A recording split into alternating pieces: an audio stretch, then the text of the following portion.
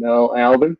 I'm the host and the founder of the Jazz Confusion My Power name Hour. is Dion Parson, and I'm honored to share my passion of music with you, our listening audience, through my cultural heritage.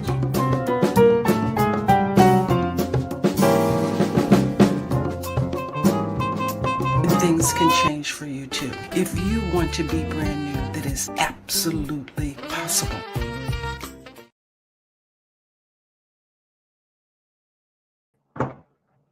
Hey everybody, welcome to another edition of the Jazz Confusion Power Hour. I'm your host, Mel Albin, and again, we're going to bring you another outstanding jazz musician tonight. I want to start off by first telling you a little bit about the Jazz Confusion Power Hour and about the Source TV radio network. The Source TV radio network was founded over 6 years ago. I founded the station, and it's devoted to jazz and jazz crossover. That's why we call it the Jazz Confusion Power Hour.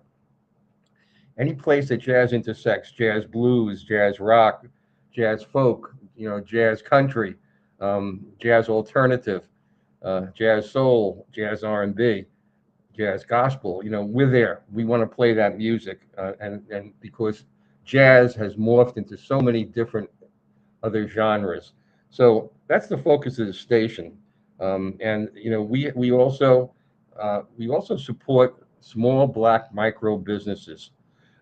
Businesses too small for Shopify, I'm sorry, and too small for Amazon. We give them 10 minutes on our Shop Black Enterprise Showcase that allows a lot of these small home businesses to build scale, to get on the radar of finance and the Small Business Administration, to build generational wealth, and to grow their businesses within Black and minority communities. So we do jazz and we support Black and minority businesses. That's what we do. Now, the Power Hour was created by me because there was becoming less and less platforms for jazz artists to be able to spend time so you can get to know them other than just, hearing their music on the radio. And the music was being crowded out too by urban music and, by the large syndication radio networks that play only, certain stations. Local stations are getting harder and harder to come by. So that's why I wanted to start the Source and the Jazz Confusion Power Hour. So the Source depends, because it's a 501c3 charitable organization. We depend on sponsors, about listeners' contributions, and the contributions of the artists that we have on our show. So we mutually support each other.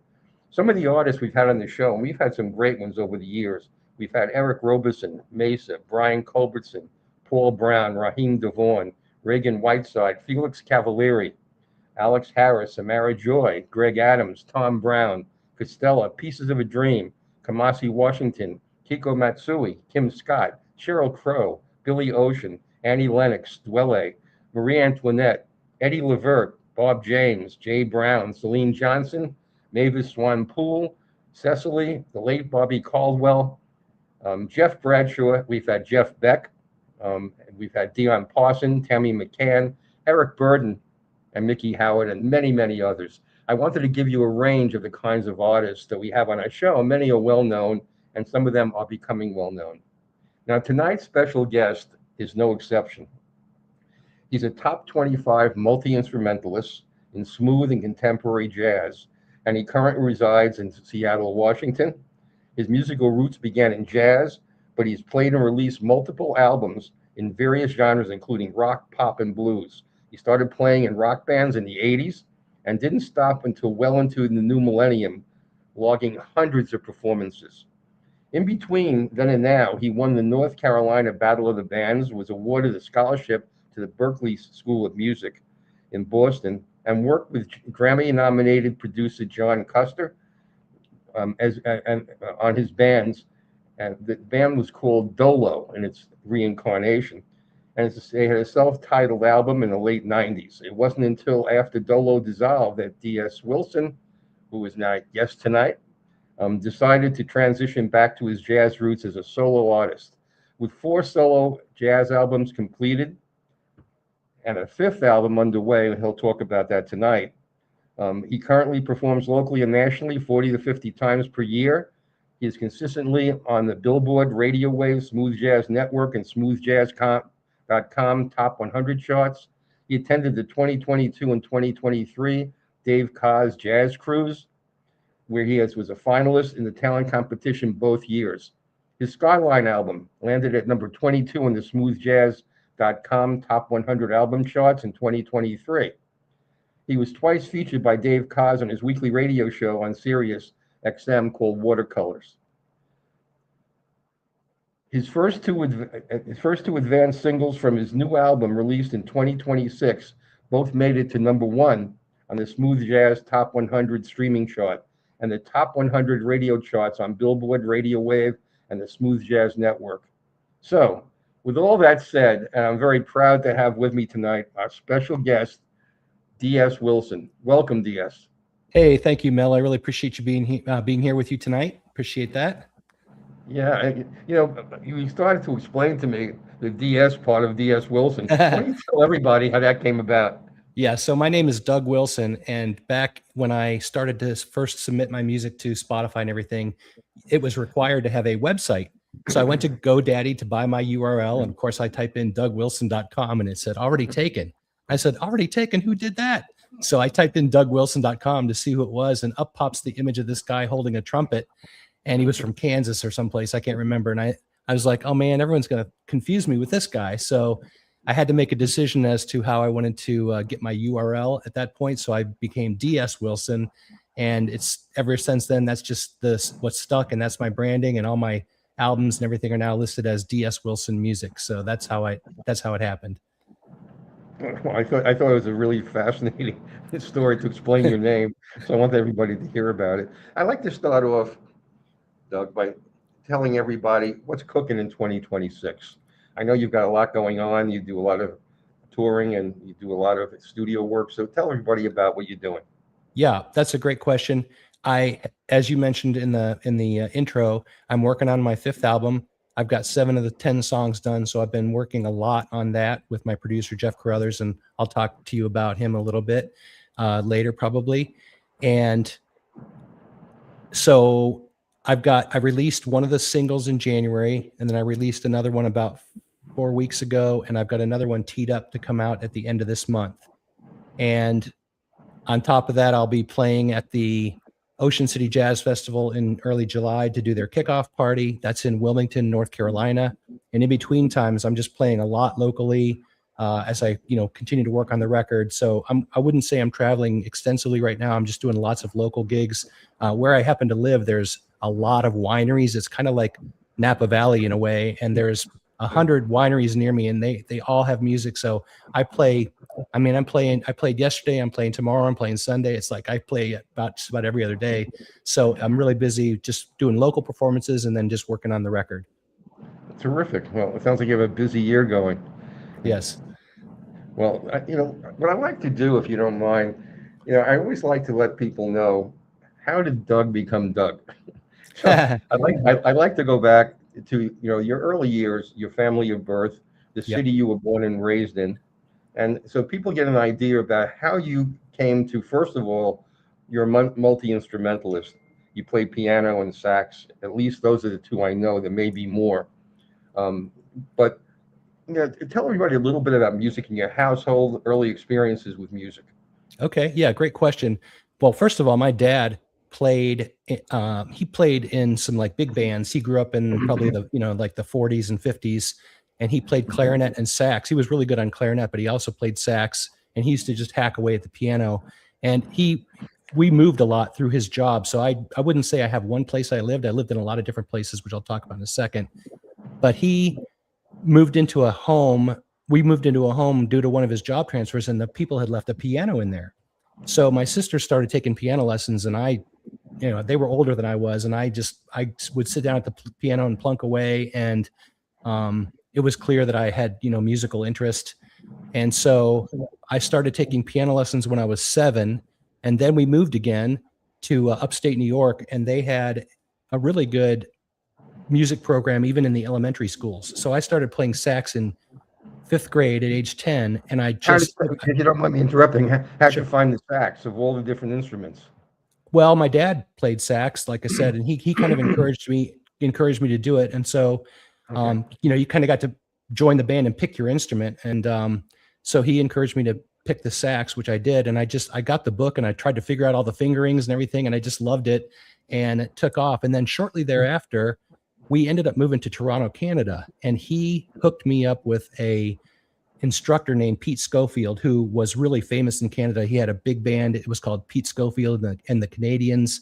And he's probably deceased now, but he really pushed me. And at that time, I didn't realize I was being pushed so hard, but he had me doing all kinds of jazz scales and etudes and all kinds of exercises. And then we moved back to New York, back to that same place. And I went to, by that time I was in junior high school, and I went to do we moved back there, and I went to school, and I told them I wanted to join the band, and they heard me play, and they said, sorry, but you're going to have to be in the high school band because you're beyond the junior high level.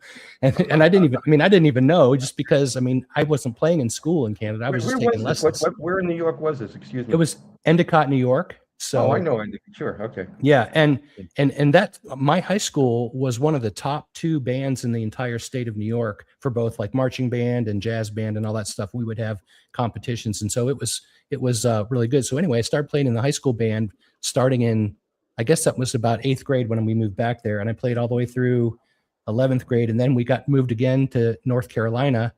And I spent the rest of like 33 years in North Carolina. So once I got to college, I was majoring in engineering. I wasn't even majoring in music. And I met some guys in the dorm, and they had a band, and I just knew I wanted to be a rock star. I'd seen a couple of concerts in like 9th or 10th grade, and I said, that's what I want to do.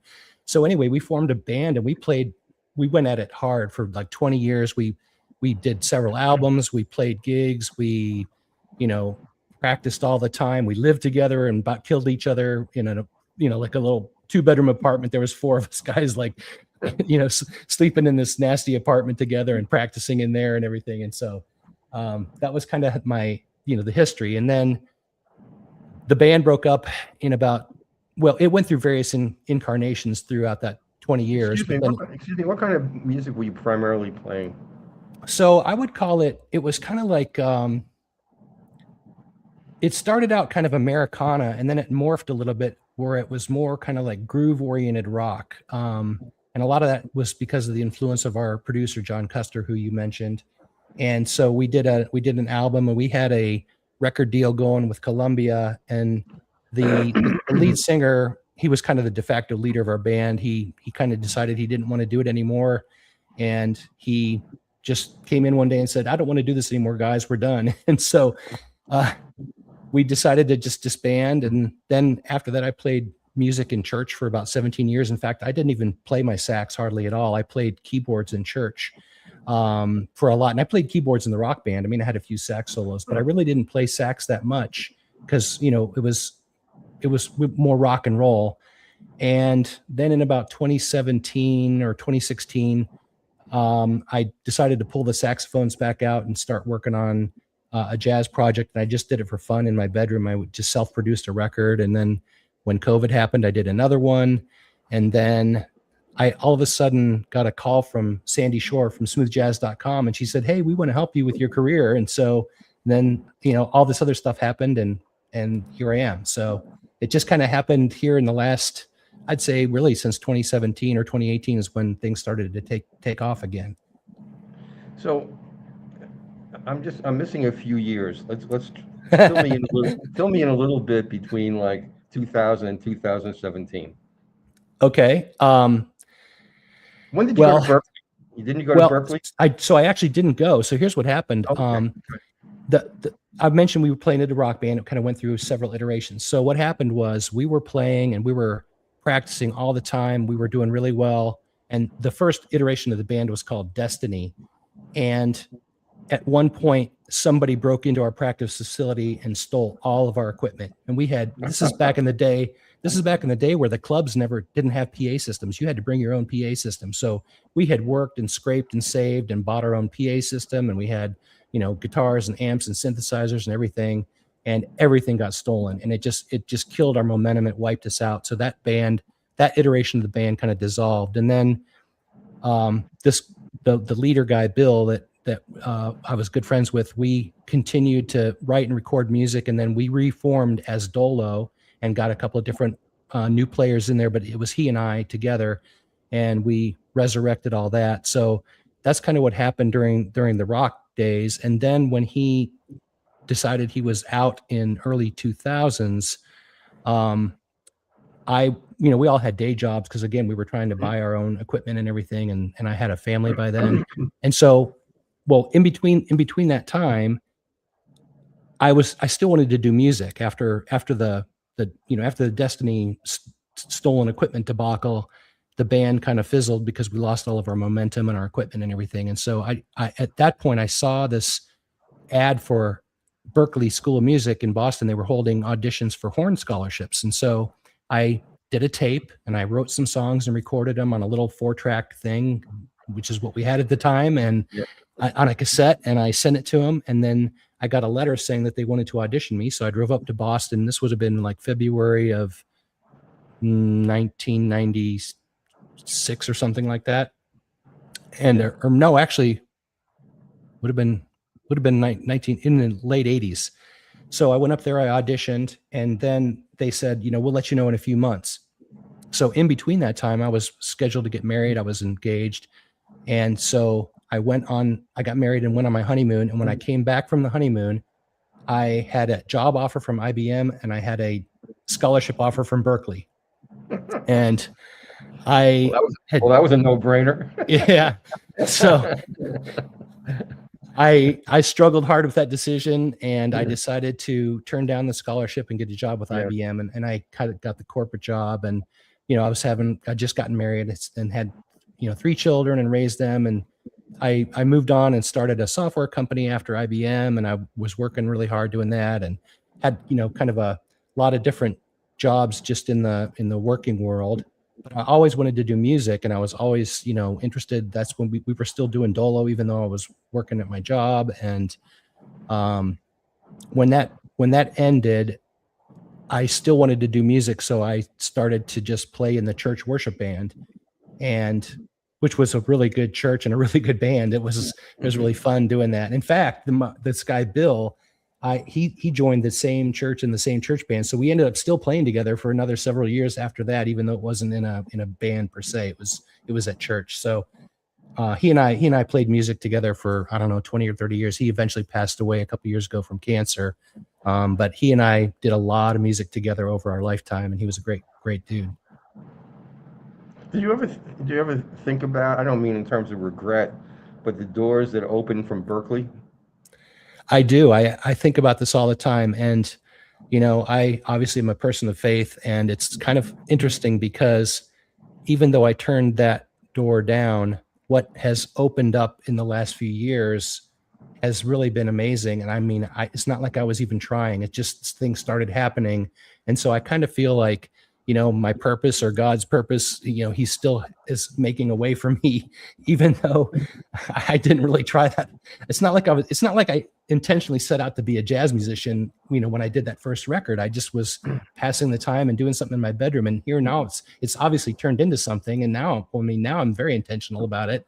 But when I first started in, 2017, I was just doing it to make some music in my bedroom. And here I am now, and I'm on the charts. And like you were mentioning in the intro, all those things that have happened, they really happened kind of despite myself. You know what I mean? It's not like I was.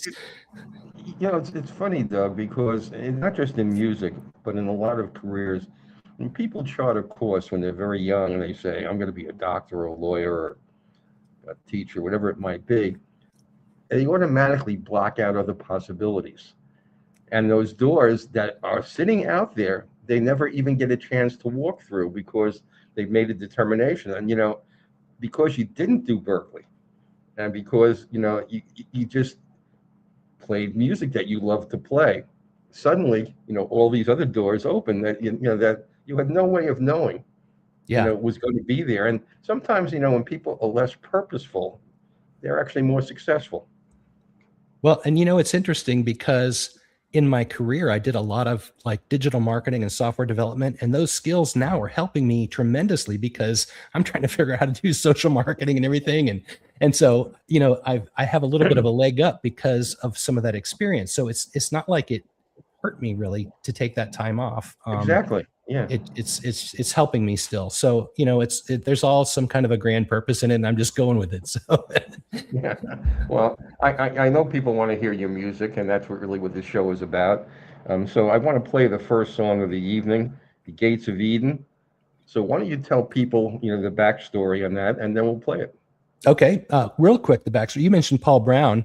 So Sandy Shore introduced me to Paul Brown, and I asked Paul if he would help me produce some music, and he heard some of my stuff, and he said, you know, I could be pretty selective, and I'm not going to choose to work with you, but I'll introduce you to Jeff Carruthers, which I'm glad he did because I love working with Jeff, and we're now almost 15 songs in. So Jeff and I have been produced. He's my producer, but we co-write, and he's phenomenal. And so this song has Andrew New on flute, and it's got Roberto Valli on bass. Roberto Valli played, of course, with Bobby Caldwell's band. It's got Lenny Castro on percussion, and it's such a good song. I just love it, and it really turned out well. And so we launched that in January, and it ended up, you know, like you said, #1 on the streaming chart. It hit the Billboard chart, and it's just a really upbeat and great song. And Jeff has pushed me hard to improve my sax skills, and you know, because he's used to working with people like Boney James and Richard Elliott and Dave Koz and all these guys, and so he's really pushing me to up my game. And I am, you know, frustrated at times, but I also love the fact that he's really pushing me. So this is a really good song that I just felt in my heart was just embodies, you know, all the good stuff that we were doing together. Well, yeah, we're going to play it for everybody, and this is the first song of the evening. It's The Gates of Eden, and it's by D.S. Wilson. So here we go.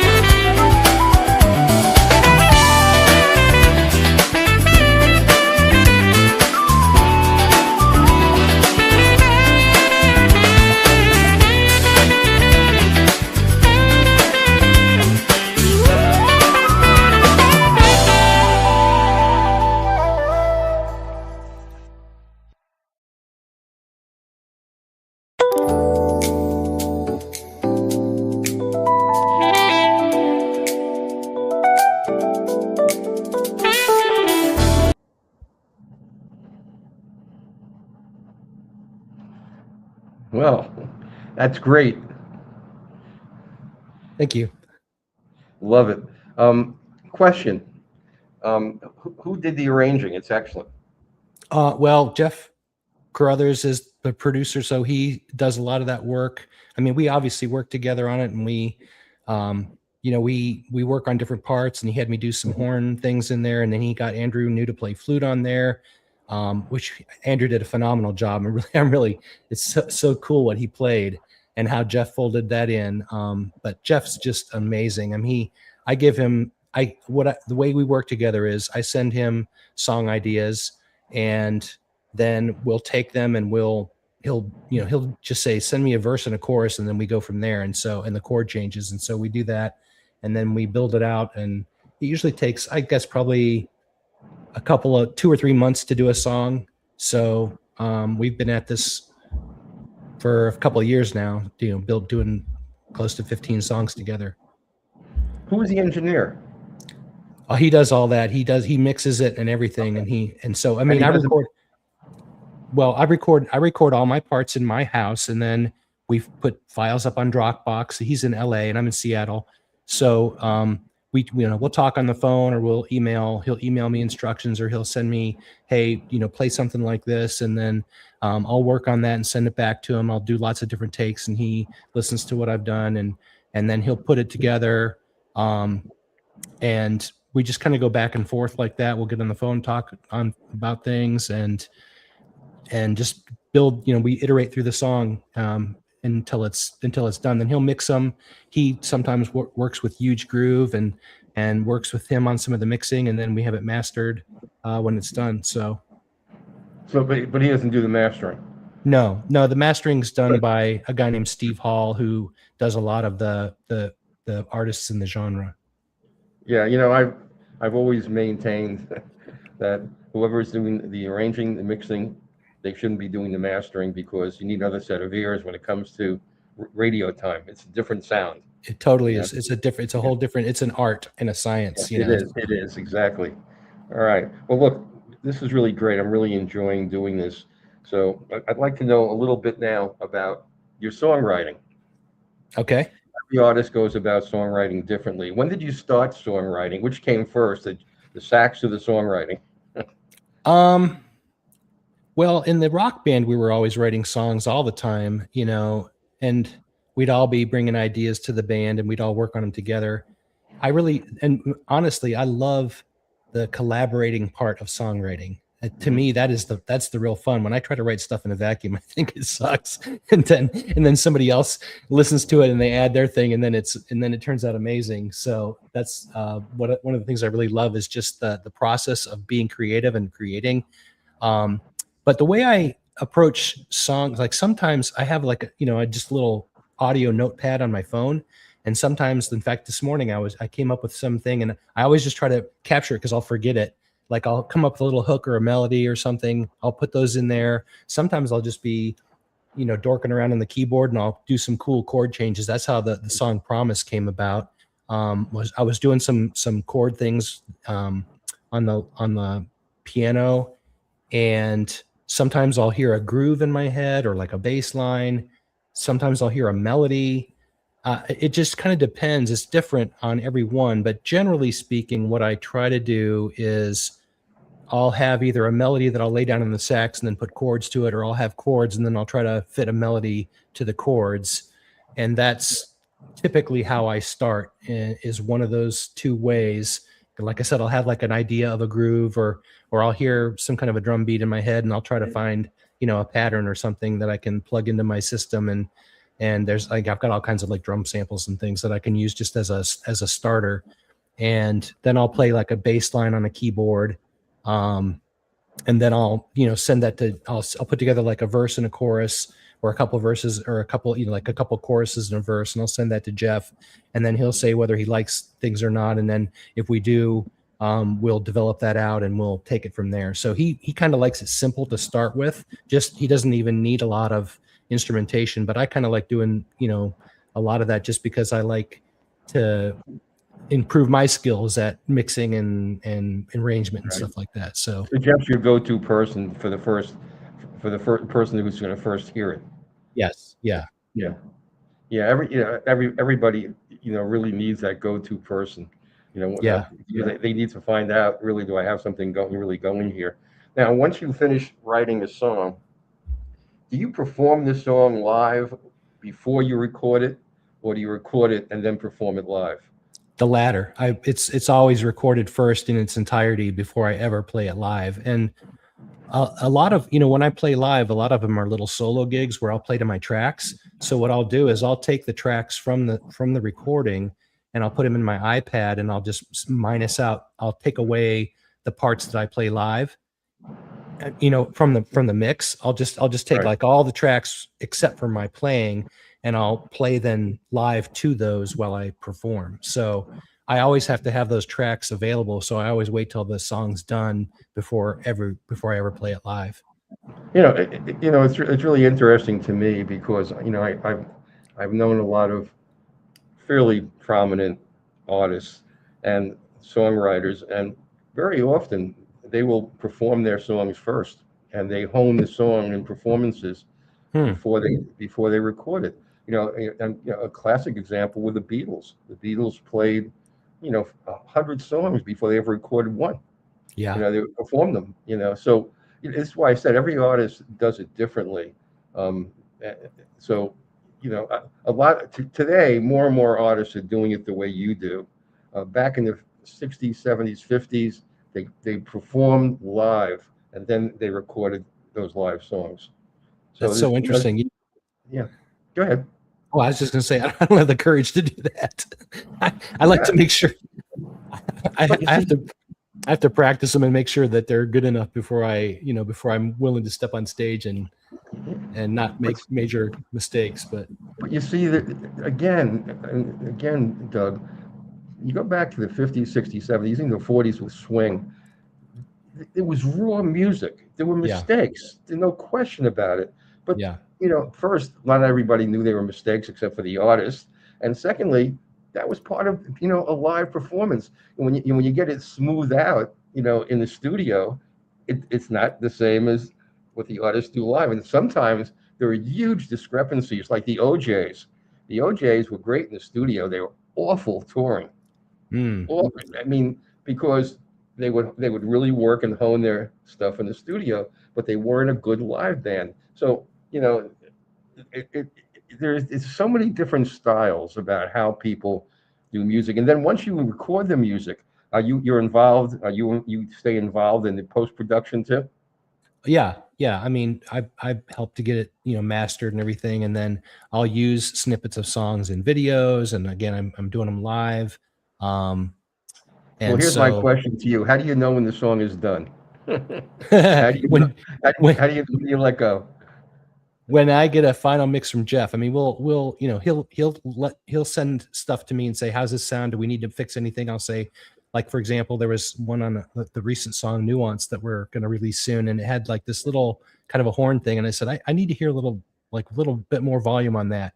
And so he made the adjustments, and, he always tells me, hey, if you hear anything or you want to redo something, if something didn't sound right, let me know. So we kind of go back and forth, and we collaborate even on the mix, on the final mix. So I have input into that, and I really trust him though, because he's been doing this for so long, and he's got Grammy, I think he won a Grammy, he's got gold and platinum records. So I really defer sometimes to his sensibilities, because he's more experienced than I am.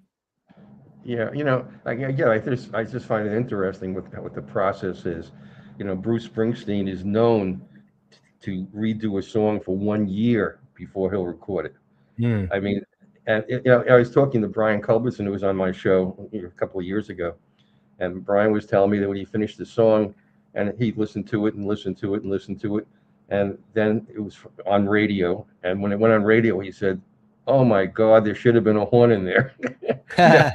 It hit him, and you can't take it back. So I'm sure you've had that. I have, and there's been times where I wished I had gone back and done certain things, or left or fixed a part or whatever. But like you said, some of those mistakes are just humanity, and I also view each of these recordings as a stake in time. It's where I was at that moment in time. Exactly. It was what my skill level was at that moment in time. It's what I was thinking about. And so I've learned to not overthink it and just kind of let it be. And, you know, if it's a mistake or if it sucks or it could have been better, I mean, it can always be better, but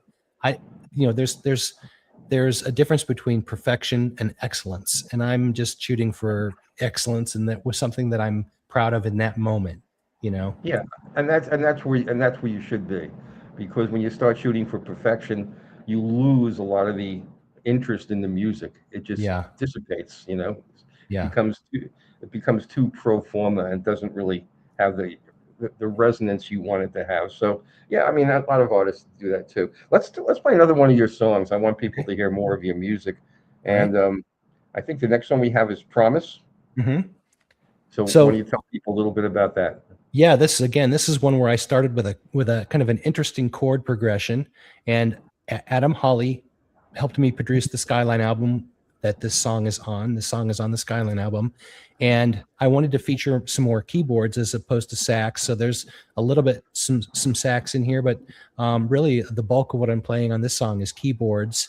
And I just was trying to do a really interesting chord progression that didn't really follow any convention.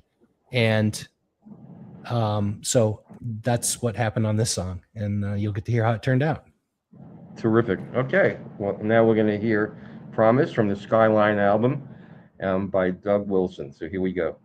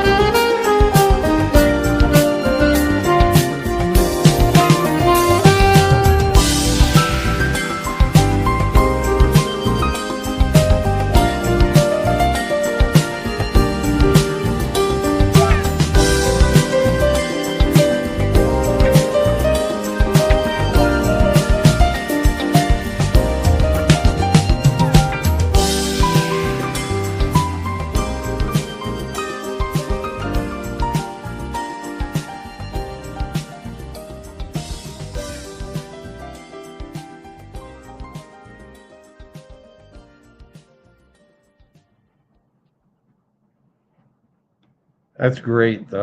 Thank you. Really, really nice. I love the melody. It's just really just so soothing.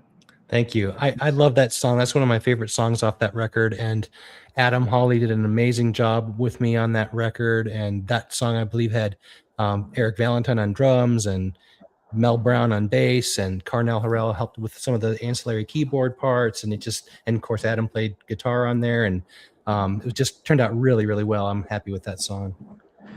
You know, that's one of the things I'd like to talk to people about, how collaborations begin. You know, I know you've been on a couple of Dave Koz cruises. You work with Dave Koz. Did you work with Steve Oliver too? I did, yes. Yes, I thought you did. And Yep. you know, so you work with some really fine musicians. How do these collaborations come about? By their grace, I gotta tell you.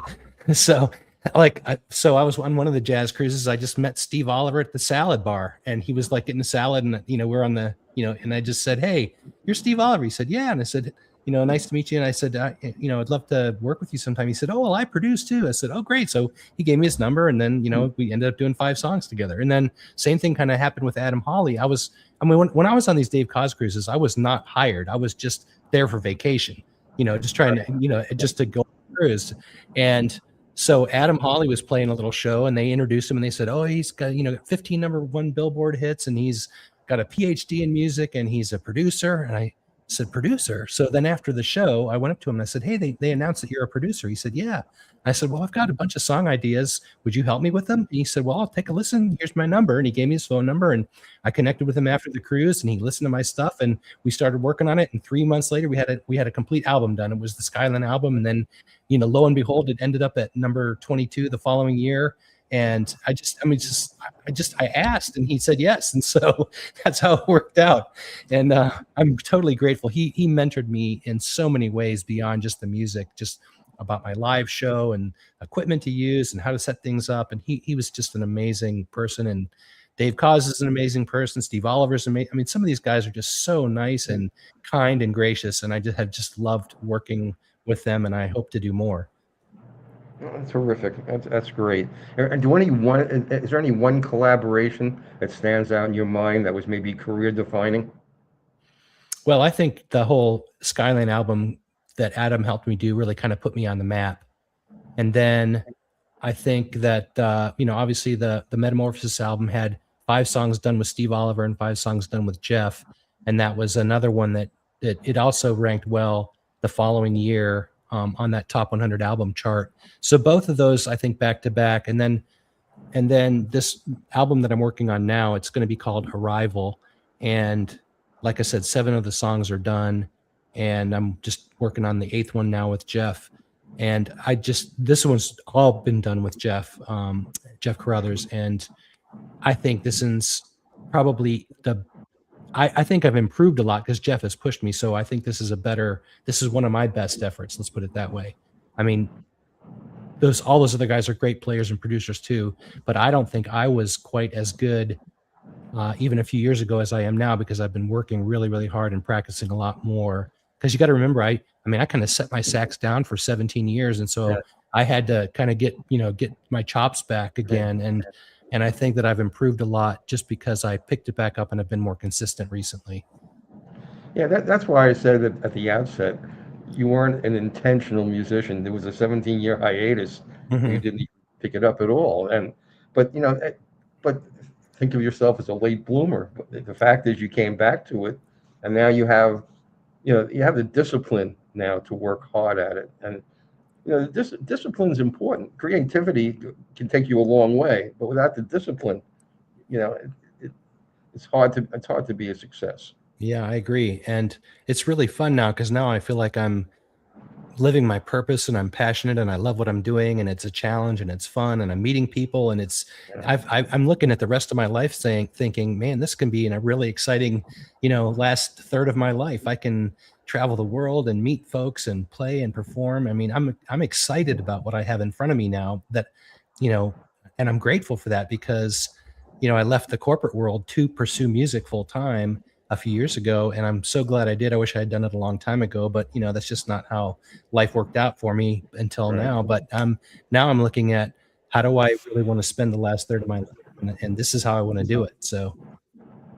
Yeah, that's another thing also about, I've been listening to your music for 2 or 3 years now, so I wasn't aware of some of your earlier music, but I don't know how your name came up to be on my show. I can't trace it back.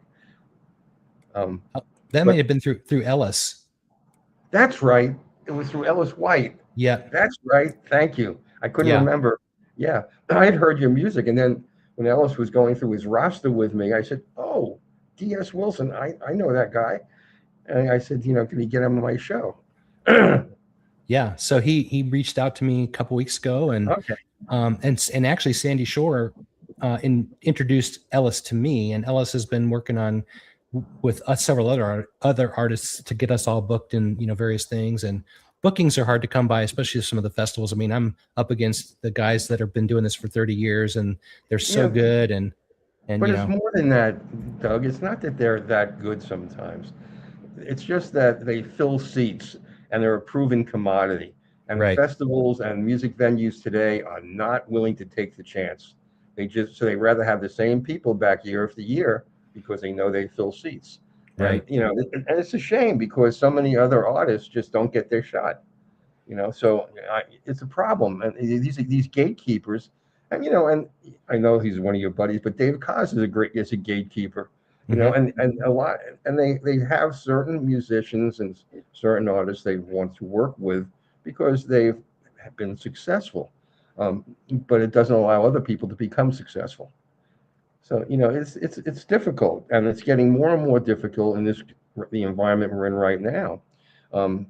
Restaurants who normally would have bands come in, they literally can't afford it because of the economics of running a restaurant and running.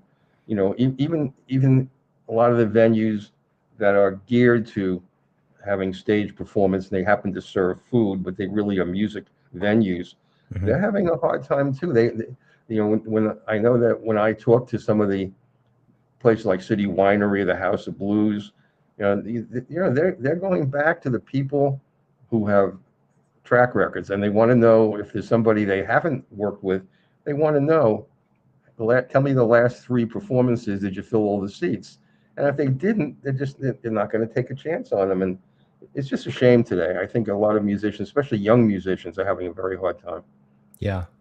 You remember that old commercial where they used to say, "How do I get a job if I don't have experience? How do I get experience if I don't have a job?"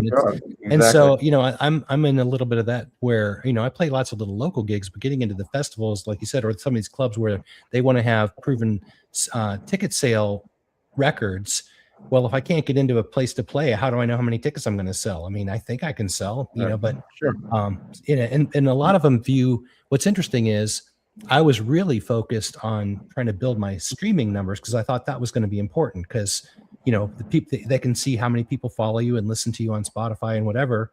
But a lot of them I'm learning now, they view that as being passive. They still want to know how many social following. So I've been switching gears just in the last probably 3 to 6 months to really focus more on even trying to build more social content, doing daily videos and trying to post them and trying to get more visibility. So I appreciate you having me on the show because this is another way. And to all your listeners out there, please follow me on the social channels so I can get some festival gigs and play near you. So anyway, that's that's another thing too. You could have 1 million, 2, 3 million streams, but they're going to ask you, what arena have you filled lately? Yeah. So I want to ask a different kind of question, a thought question, since we're talking about collaboration. If you could collaborate with any musician, any vocalist, any songwriter, any producer or arranger from any century, from any decade, anywhere in the world, who would be number one on your bucket list? Who would you just love to work with? Paul McCartney, Prince, those two come to mind. Those two pop into my mind immediately. They were just so creative and I'm going to introduce you to somebody that worked with both of them. Well, Marcus Anderson probably worked with. Well, I don't know if Marcus Anderson played with Paul McCartney, but he definitely played with Prince. So, well, the person you just gave me an idea. The person I want to introduce you to wrote their songs with them. They co-wrote and produced their music. So, wow. So, but that's an interesting choice, Paul McCartney, but not John Lennon, not George Harrison. Do you know why? Well, do you know why? Because I watched that documentary where they were trying to do that, that last concert, A Hard Day's Night, or whatever that movie was, where they had just a lot of footage from them working in the studio. And I was struck by how much Paul McCartney was the one that was trying to drive the band and the songwriting and the practices, and the other guys were just kind of goofing off. And he was the one that was really coming up with the ideas and driving it. So I didn't realize that I always thought, Lennon and McCartney were equivalent, but I really I think Paul McCartney was really the driving force there. Yes, and they didn't like him. They didn't like him a lot in that, in those days, because he would do that, and he didn't give them a lot of freedom. But one of the things McCartney did, and this, you're talking about that. We got to move along. We're running out of time here. Yeah. But McCartney, one day they needed one more song for an album. He went into the studio. He played 7 different instruments, and in 3 hours he had the song. Yeah, it's amazing. That was McCartney. So. Let's play the next song, Metamorphosis, and after we play it, then we'll come back and tell everybody a little bit about it, okay? Okay.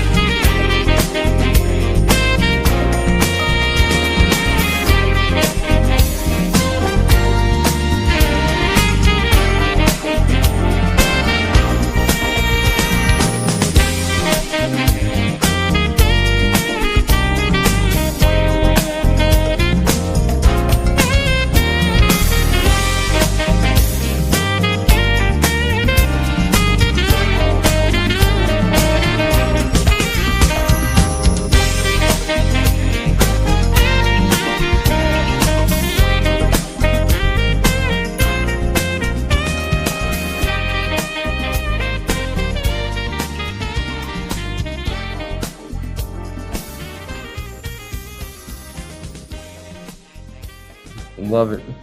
Thank you. Oh, you know what? I got to interrupt. The person that you asked about collaborating with, that I can't believe I couldn't remember this. Donald Fagen. I mean, Steely Dan is my favorite band in the whole world. I would love to work with them. Oh my gosh, that would be like a dream come true if I could. Anyway, I thought about that during the break.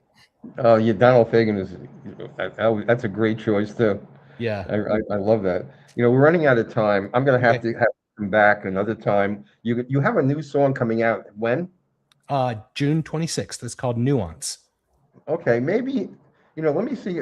I don't know what your schedule's like, but maybe around that time, I have to look at and see what my calendar's like. Because I'm really booked 3 months in advance. If I can get you on, we can introduce your show and play it for people, and maybe help get you some sales for your song, and let people hear your new music. Because there's still so much more I want to talk to you about. One last question, and then I'm going to have to wrap up tonight. Okay. Every artist grows and develops and changes. If they don't grow, they go. It's either grow or go. And you've seen evolution within your own music. If you could go back to the first time you played in your mind professionally and give yourself advice that you know now that you didn't know then, what would you tell yourself? To have more confidence in myself, just to work hard at my instruments, get competent so that I'm comfortable, to get comfortable being on stage, in stage presence, believing in myself, just believing in those songwriting skills early on. And I think that's what I would have told myself. Okay, good. I get all different kinds of answers to that, but confidence is really important. And one of the things that I've learned, and I'm not a musician, but I've been around music my whole life. One of the things I've learned, and we've talked about it, is that when you're young, you often lack discipline. Mm-hmm. And that's what you're talking about in a way, in terms of, having the confidence and putting in the time, to know your instrument. It's like Miles Davis said, there are notes, and then there's people that play the notes. And it's people that play the notes that give the notes, that make them live. Otherwise, it's just on a piece of paper, And so, it's a discipline. So good. Okay, I wanted to get that with you, and we'll wrap up now by playing the last song of the evening. I want to get your music in. I want to play Nuance. That's the last song, and then afterwards you can say a few words, and then you can tell everybody how they can contact you. Great. So thank you so much. Let's play Nuance, and then we'll be back, and we'll have you back again for sure.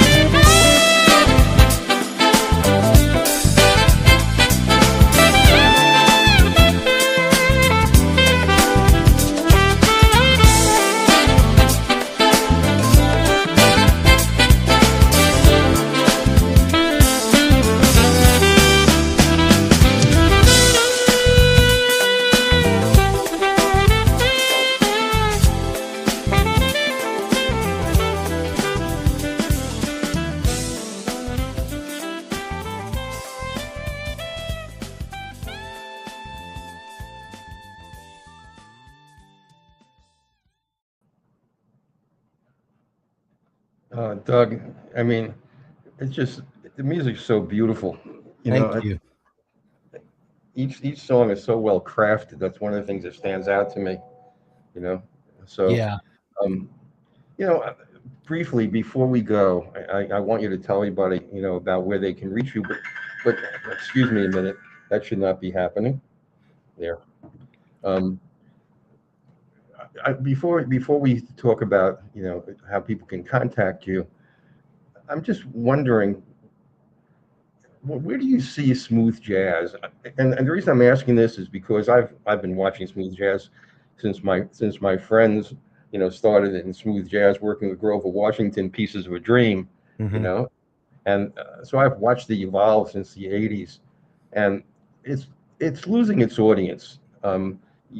Chill music, lo-fi, which is kind of hip hop, and smooth jazz. It's young people are moving away from it. So where do you see your future within the genre?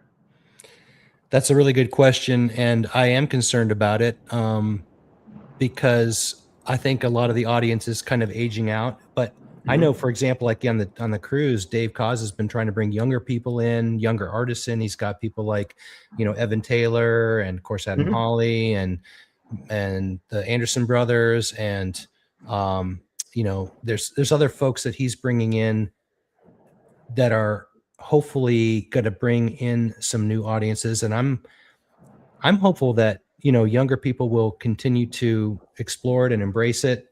I'm trying to do a lot of my own, just posting on TikTok and socially, and I did a recent campaign that said, yes, you can dance to jazz. And so I've been doing a bunch of videos where I show people dancing to my music, because it's not, it can be really fun and exciting, and a lot of people really like it. And but it's not as discoverable, because like you said, a lot of the radio stations have gone away, and so people don't know to look for it necessarily. And so I'm hoping that we can continue to spread the word and get some younger artists in, and bring up some of that younger talent as well, and get people excited about it again. I mean, if I can contribute to that, that's what I want to try to do as well. But I'm looking at myself thinking, why would a young person want to follow an old white-haired dude like me? But anyway, hey, it's like, but like you said, if the music's good, the music's good, so it shouldn't matter. Yeah, and music evolves, and rock music is now country. Yeah. There is no more really rock music. It's country's adopted rock. Right. And in smooth jazz, we'll probably find another genre that will that'll take it different places. But I want to talk to you more about this next time, because it's an interesting issue for me. When I look at a lot of the different genres of music, and how they're being reinvigorated, like bluegrass is having a resurgence. With Western swing and elements from the 1920s, it's having a real resurgence among young people. That's so. We'll talk. I'd like to talk more about this with you next time you're on. Why don't you tell people how they can reach you? Sure. Well, my website is dswilsonmusic.com. If you're in the US, you can text music to 33777, and you'll get a free song, and you'll be able to sign up for my newsletters and get new material that way. Again, that's text the word music to 33777. My Instagram and Facebook are all listed as DS Wilson Music. And I'm on Twitter that way, and I'm on Apple Music and all the other ones that same way. A lot of the streaming channels I'm listed as, at DS Wilson Music. So everything's fairly consistent, as much as I could do. So that's the best way to reach me on those. Did you say you have a newsletter too, or did I just make that up? No, I do. I have like an email list, and so when people join my email list, they get lots of cool free stuff that they weren't expecting. So that's always fun. And so, if you want to join, you'll get things like some old rock albums that you can't buy anymore that I did in the past. I've got some books that my brother wrote that are on Amazon, and you can pay for them, or you can get them free through my site. So, there's there's some cool juicy gifts and things that I like to give out and surprise people. So, I hope you can join. Well, wonderful. And, definitely, Doug, I'm going to have you back on. We're going to try to shoot for something in late June. Later this month, to work if we can do it, to work your new music in and give it to our audience hot off the press. You know, Thank you so much. Yeah, I would love to be back, and really enjoyed talking with you tonight. And we can, talk philosophy and music will be for way beyond the hours that your show allots for the time. definitely, definitely. Well, Doug, thanks so much, and we'll be seeing you again very shortly. Thanks everybody, and again, really appreciate all the support. I hope you can follow and join, and I'm glad that you're enjoying the music, and just keep the genre rolling. We love it. So Definitely. Okay. Good night, Doug. all right, thanks so much, Mel. Now, next week we have a special guest, who a lot of you may already know, and if you don't, you should know him. His name is Rob Zinn, and he's a wonderful horn player and just a terrific jazz artist. So be sure next week to come back for another session of the Jazz Confusion Power Hour, and I'll be your host. I'll be back with you, Mel Albin. So for everybody, have a really, really, really great week. And thank you for listening again to the Jazz Confusion Power Hour. Good night, everybody.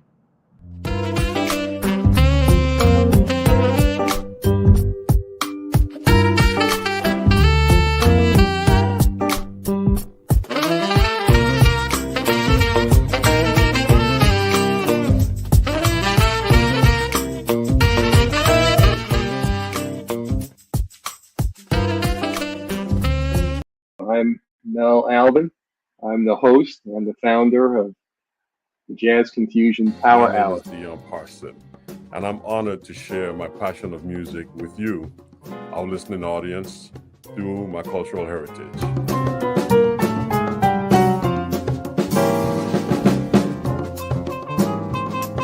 Things can change for you too. If you want to be brand new, that is absolutely possible.